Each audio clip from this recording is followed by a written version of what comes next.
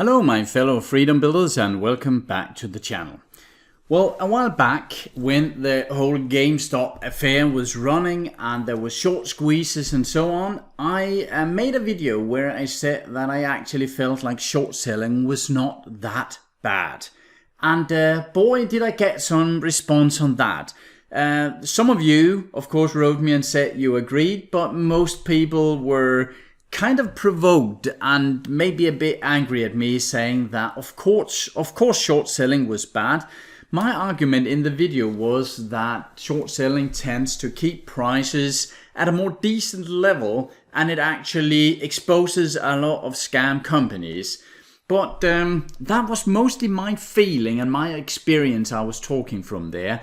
And since so many people disagreed with me, I kind of took a little tour down the research lane, because of course if the signs were telling me something else, if they were telling that I was wrong, then of course I would just shift my standpoint and I would completely agree with you. However, I have found some evidence, actually quite a lot of evidence, showing that short selling is quite good. Now, first of all, what I'm saying here is not that market manipulation is good, but that is what some of you heard me say in my last video. What I actually explicitly said was that it is not the short selling that is bad, it is the market manipulation. And there is no difference in a bad short seller than there is in a bad long buyer, meaning that you could also have an analyst buying a stock and then going out telling everybody how fantastic it is and showing the analysis to pump the stock up. And if that is done on some false premises, then that is bad. As well as it is bad when a short seller goes short in a stock and then goes out spreading lies about how bad the company is. So that of course is bad, the market manipulation. But the short selling itself actually seems to be quite good. So let's have a look at the evidence. And I know some of you are thinking, oh, I'm just interested in getting buy signals on some small cap stocks. Then this video is not for you. Here I'm actually showing you some evidence. And if you don't like evidence and proof, then this might not be a video you should see to the end. But here we have the Market Watch, and they are the article is written by Mark Holbert, and you can dig more into him. But he's actually writing some quite good articles, I think. And he made this article after this whole GameStop, AMC short selling thing. Another thing we should just mention about short selling is that many of you wrote to me that the short sellers was destroying the companies, and there's actually not much proof they're doing that. Let's just agree on that. When we have an IPO, when a company goes public, let's say they go out with 1 million stocks and they are offering them at $100 a piece. Then the company gets $100 million to work with and run the company with, and then basically, it doesn't matter if the stock goes to $10 or $10,000. That doesn't really change anything for the company. They still have the $100 million. So it's only if they have some of their own stocks that they are planning on selling later or borrowing money against or something that it can hurt the company. So saying that short sellers are destroying companies, that's not true. They can make the price drop on the stocks, yes, but they're actually not doing anything to destroy the company, unless of course they're spreading lies, but then it is not the short selling again, but the market manipulation. So what we have here is this Mark Holbert that did the exact same thing as I did. He went out saying that short selling was okay, and then he was attacked for that argument. And he had to dig a bit deeper. So he did some of my work for me. And what he did was actually to investigate and interview some financial professors. And the professors he interviewed was interviewing a number of finance professors here who have studied the roles that short sellers and their research play. Would the world be a better place if the short selling firms closed their doors? And the professor's answer is no. Why? Well, the short sellers have an inviolable record of identified overvalued companies. So let's have a look at what they have actually studied and what the results was.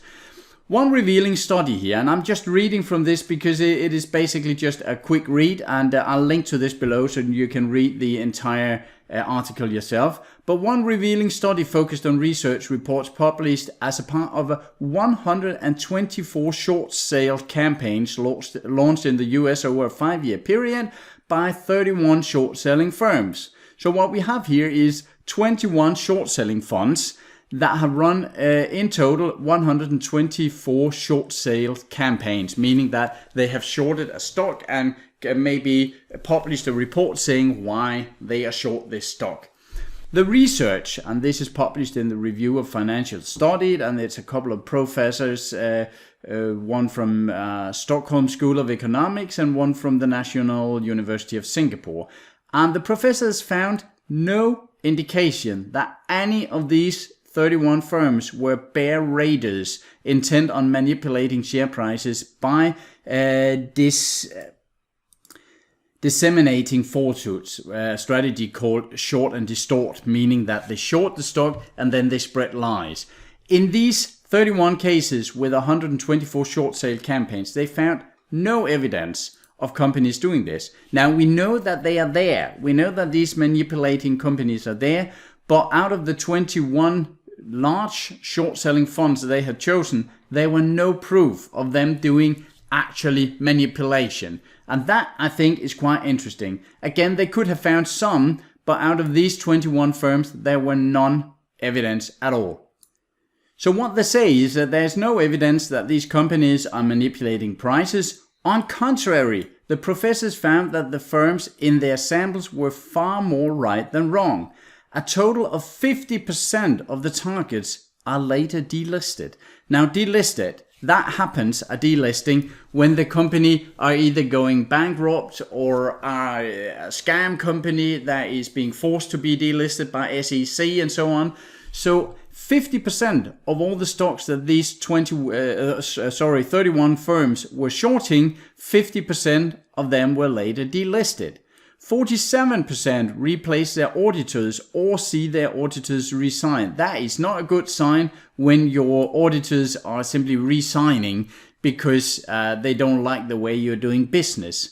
23% restate earnings. Investigations by third parties such as the SEC, the Department of Justice, or the Stock Exchange come to similar conclusions as the reports in fully 90% of the cases.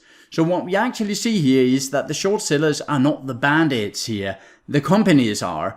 And when these very skilled analysts in the short selling funds, when they go out shorting a company, it is more likely than not that the company is actually either poorly run or a scam company.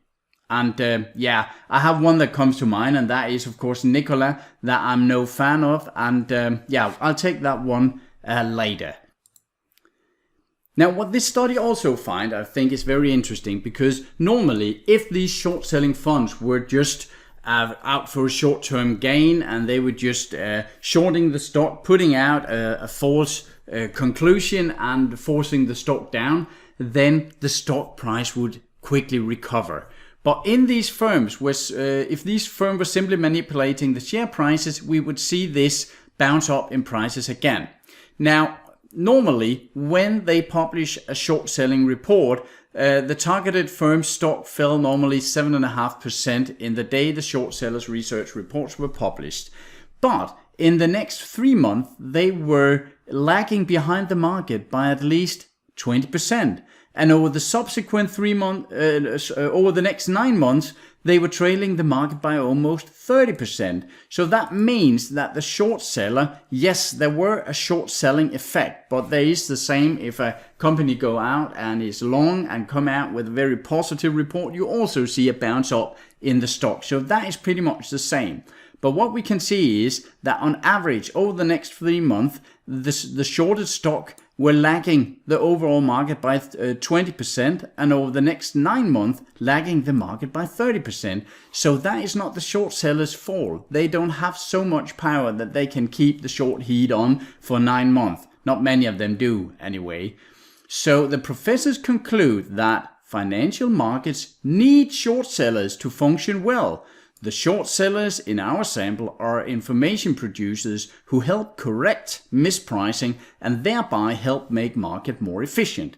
That is exactly my conclusion from my first video. And I hate to say I told you so, but I told you so. This is exactly my experience out in the real world. And I know that there is this bad will against short sellers because most of us are actually long stocks. And if some skilled analyst comes out and saying, yeah, well, I'm short because I think it's a lousy company, well, then we kind of disagree with them and we are irritated that they are pushing down our profits. But as we can see here, they are actually more right than wrong. Also, another study he has found here where the professor is focused on 454 firms. These are two new professors, but they have focused on 454 firms at any point over the 17-year periods were disciplined by the SEC for financial misconduct, meaning that they have focused on about 450 companies that at some point over a 7-year period have gotten in trouble with SEC. And that could be for any sort of thing, minor things, major things. But they found that there were an unusual large jump in short interest in these companies' stocks well in advance of when the SEC's disciplinary actions were made public, 19 months in advance on average. This actually means that the SEC, they might be a bit slow, they might be governmental controlled, and there's a lot of red tape and so on. But what we can see is that these short-selling funds are actually out almost, more than 1.5 years before the SEC are coming out with some disciplinary actions. So the SEC, of course, they have to be certain, they have to be able to prove that there is some misconduct. So of course it is a bit slower, but these short sellers are actually helping us, you and me, the dumb money, getting a more fair price for the stock because of their short selling in the time up until SEC's disciplinary action. We could see it if we take Nikola again. As far as I can read, SEC or any officers, governmental officers, were not involved in any investigation of Nikola. Then Hindenburg came out with a report saying that this is pretty much a big scam. They don't have the battery tech they're claiming. Their vehicles cannot drive by themselves, and so on and so forth. And then SEC went into the case. So the short sellers in the Nikola case actually helped price the Nikola stock a lot more fairly than just the overall market where people could only go long. So they are, as they say here, told me in an interview that these results suggest that not only are the short sellers good at rooting out financial misconduct, they accelerate the time to discovery relative to the SEC. So they are actually helping you and me out in the real market. The last thing from this article that I find really interesting is that there are a couple of other researchers here, an accounting professor, actually 2 accounting professors here, that have conducted an experiment or focused on the experiment the SEC conducted between 2005 and 2007. And here we could see in which some of the barriers to short selling were removed for a third of the stocks in the Russell 3000 index. So there are some barriers as to short selling for these Russell 3000 stocks, but some of these barriers were removed for 1/3 of these stocks, and they wanted to see if the management in the companies would act differently when they knew that there was absolutely free game as to shorting their stocks. Now, what did they find? They found that compared to the remaining 2/3 of the stocks, those where it was not completely free to short the stock, there was a significantly less earnings management among these more easily shorted stocks.